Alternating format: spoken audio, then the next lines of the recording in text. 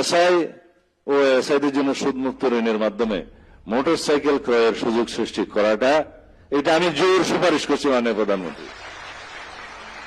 এটা আমাদের দায়িত্ব পালনের জন্য এবং তাদের কর্মদক্ষতা উৎসাহ বৃদ্ধির জন্য সহায়ক হবে।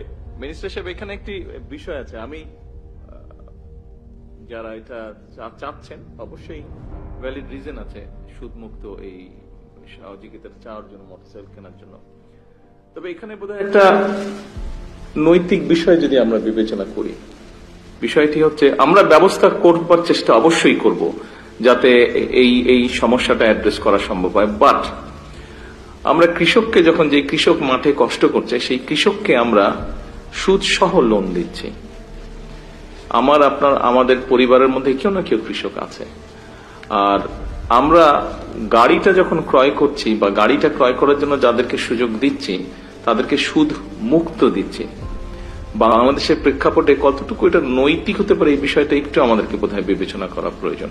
তবে মোটরসাইকেলটা হলে অবশ্যই পুলিশ বাহিনীর সদস্যদের কাজ করতে সুবিধা হবে, অফিসিয়াল কাজ করতে সুবিধা হবে। সেটার জন্য নিশ্চয়ই আমরা চিন্তা ভাবনা করে উপায় কোনো না কোনো একটি বের করতে পারবো নিশ্চয়ই, ইনশাল্লাহ।